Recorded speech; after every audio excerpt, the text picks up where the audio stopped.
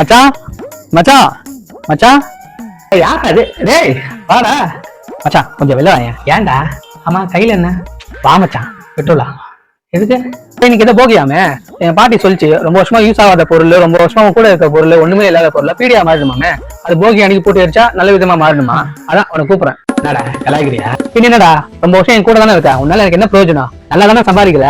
ஆனா எங்க வெளில போனாலும் மச்சான் பே பண்ணு, மச்சான் பே பண்ணு, மச்சான் பே பண்ணு. என்னைக்காவது ஒரு நாள் நான் பே பண்றேன்னு ஒரு ஆயில வந்துக்குது. எனக்கே 1008 பிரச்சனை. அது ஒன்ட்ட சொல்லி மனசு ஆத்திக்கலான்னு வந்தா உன் பிரச்சனை சொல்லி அந்த 1008 பிரச்சனை 10,000 பிரச்சனை ஆக்கி என்ன ரோட்ல பைத்தியக்கார மாதிரி ஓட வைப்பேன். சரி போனா போது உன்னை வெளில கூட்டு போலாம், எங்காவது வெளில போலாம். உனக்கு கால் அடிச்சா சார் ஒரு ரிங்லாம் எடுக்க மாட்டேன். ஆனா உங்களுக்கு 6 வாட்டி கல்வி 7வது கால் எடுத்து சொல்றா மச்சான் அப்படின்னு கேட்கும் போது ஏறும்பாரே ஒரு ஏற்றான்.